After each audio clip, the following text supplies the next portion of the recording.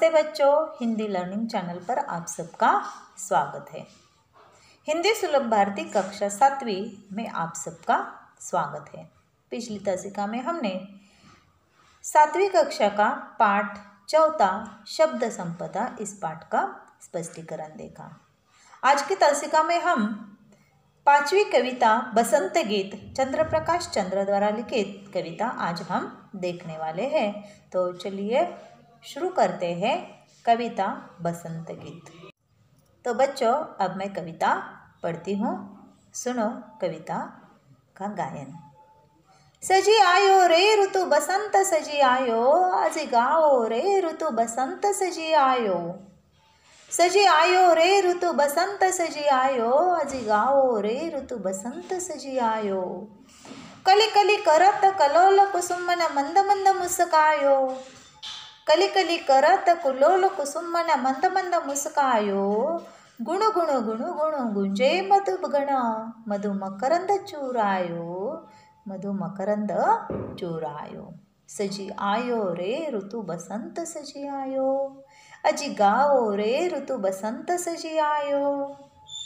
बन बन बाग बाग बगियन में, बन बन बाग बाग बगियन में सुहनी सुगंध उड़ायो।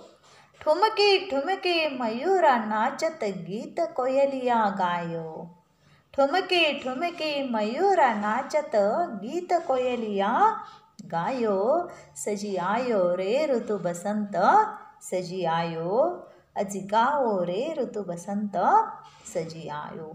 पीली पीली सरसों फूली और उबर, पीली पीली सरसों फूली और उबर अमवा पे छायो। हरी हरी मटर बिछने ऊपर, हरी हरी मटर बिछने ऊपर अमित रंग बरसायो। सजी आयो रे ऋतु बसंत सजी आयो, अजी गाओ रे ऋतु बसंत सजी आयो।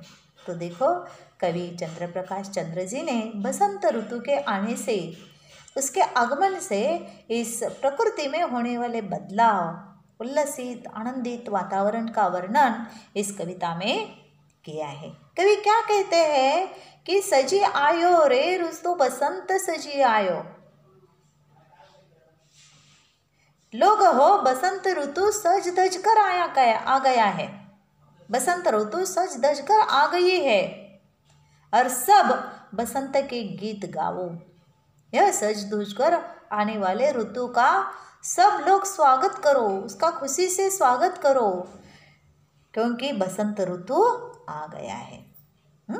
सजी आयो रे बसंत ऋतु सजी आयो, अजी गाओ रे ऋतु बसंत सजी आयो।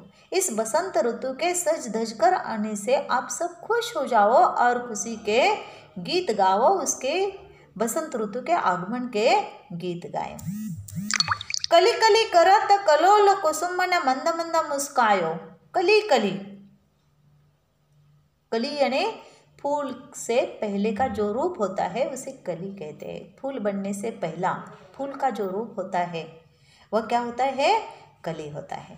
कली का क्या बनता है? फूल बनता है। कली जब खिलती है तो उसका फूल बन जाता है, तो वह कली फूल का अधूरा रूप होता है। फूल तभी बनता है जब वह कली खिलती है तो उसका फूल बनता है। तो कवि क्या कहते हैं? कली कली करत कलोल कुसुमन। कली का अर्थ मैंने क्या बताया? फूल। कलोल का अर्थ है क्रीड़ा। कलोल का अर्थ क्या है? क्रीड़ा। कुसुम यानी फूल। कुसुम का अर्थ है फूल। मंद मंद मुस्कायो, वो धीरे धीरे, मंद मंद यानी कैसे? धीरे धीरे मुस्कुरा रहे हैं। हर कली कली, बगीचे की हर कली कली क्रीड़ा कर रही है, खेल रही है, हवा के साथ झोंके में वह इधर उधर झूल रही है। और कवि उसे क्या कहते हैं? हर कली क्रीड़ा कर रही है। फूल ऐसे लग रहे हैं मानो वह मंद मंद मुस्कुरा रहे हैं। जब कली का फूल बनता है तो वह कली ऐसे लगती है कि वह क्या कर रही है? मुस्कुरा रही है। वह खिलते हुए अपना रूप क्या करती है? वह फैलाती है, तो वो फूल मुस्कुराता हुआ लगता है। और कवि कहते हैं कि वो फूल जब बन रही है, हर कली कली जब क्रीड़ा करते हुए वो फूल बनती जा रही है, तब फूल बनने का उसका जो रूप है वह ऐसे लगता है कि जैसे हर फूल क्या कर रहा है, मुस्कुरा रहा है। वो भी कैसे, मंद मंद मुस्कुरा रहा है। मंद मंद मुस्कायो, गुण गुण गुण गुण गुंजे मधुगण मधु मकरंद चूरायो। और जब बगीचे में फूल खिलते हैं तो उसके इर्द गिर्द कौन आते हैं, भौरे आते हैं। मधुगण का अर्थ क्या है, मधु यानी मकर, मधु का अर्थ है शहद, मधु का अर्थ क्या है, शहद। आणि मधुप यानी क्या अर्थ है, शहद चूसने वाले, मधु चूसने वाले कौन होते हैं, भूंगे होते हैं, तितलियाँ होती है। वह मकरंद चुराने के लिए, मकरंद का अर्थ है शहद, मकरंद का अर्थ क्या है, शहद। तो वह शहद चुराने के लिए, शहद चूसने के लिए उस फूलों पर भौरे मंडराते हैं, फूलों पर तितलियाँ आती है। और इस तरह उनकी आवाज़, उन भौरों की आवाज़, गुंजारव कैसा होता है, गुन गुन गुन गुन, गुन गुन गुन गुनु गुंजे मधुगणा। उन फूलों के इर्द गिर्द कौन घूमते हैं, भौरे घूमते हैं। मधुप, मधुप का अर्थ है भौरा, मधुप का अर्थ क्या है, भौरा। वे भौरे गुनगुनाते हुए फूलों के इर्द गिर्द मंडराते हैं, आते हैं। क्यों आते हैं, क्योंकि उन फूलों से शहद चूसने के लिए वे वहाँ पर आते हैं। सजी आयो रे ऋतु बसंत सजी आयो, आज गाओ रे ऋतु बसंत सजी आयो। यह बसंत ऋतु सज धज कर आया है और उस ऋतु की स्वागत के लिए आप सब गाओ, ऐसे कवि यहाँ पर कहते हैं। बड़ बड़ बाग बाग बगियन में सुहनी सुगंध उड़ायो, ठुमकी ठुमकी मयूरा नाचत गीत कोयलिया गायो। देखो, बन, बन का अर्थ है वन, जंगल। जंगलों में, बनों में, बागों में, बाग बगीचे में मनमोहक सुगंध उड़ रही है। इन फूलों की जहाँ देखो वहाँ क्या है, फूल ही फूल है। वे विविध रंगी फूल, विविध खुशबू वाले फूल इस बसंत ऋतु में फूलते हैं। तो उनकी खुशबू हवा में फैलती है और उनकी खुशबू हवा में फैलने से सारी हवा क्या बन गई है, सुगंधित बन गई है। और वह सुगंधित हवा, मनमोहक सुगंध हवा के साथ इर्द गिर्द उड़ रही है। और इसकी खुशी में मोर ठुमक ठुमक कर नाच रहे हैं। ठुमकी ठुमकी मयूरा नाचत, मोर क्या कर रहा है, एक पैर मोड़कर वह नाच कर रहा है, खुशी के गीत गा रहा है। वह ठुमकी ठुमकी मयूरा नाचत, ठुमक ठुमक कर मोर नाच रहे हैं। और उसके नाच के लिए गीत कौन गा रही है, कोयल गीत गा रही है। मोर नाच रहा है तो कोयल गीत गा रही है। गीत कोयलिया गायो, कोयल पक्षी जो होता है वो सुंदर गीत गाता है। जब आम के पेड़ पर बौर आता है तो वह कोयल दूर दूर से आम के पेड़ पर चली आती है। वो आम के बौर से आकर्षित होकर आम के पेड़ की ओर चली आती है। तो आम के पेड़ पर बौर भी आया है और मोर खुशी से नाच रहा है, तो कोयल को भी खुशी हुई है। मोर का नाच देखकर कोयल खुशी के गीत गा रही है और मोर उस गीत पर नाच रहा है। इतना आनंदित, प्रसन्न वातावरण, उल्लसित वातावरण इस प्रकृति में बसंत ऋतु आने से हुआ है। सजी आयो रे ऋतु बसंत सजी आयो, अजी गाओ रे ऋतु बसंत सजी आयो। यह बसंत ऋतु सज धज कर आई है, उसका स्वागत करो, उसके स्वागत के गीत गाओ, यह कवि यहाँ पर कहते हैं।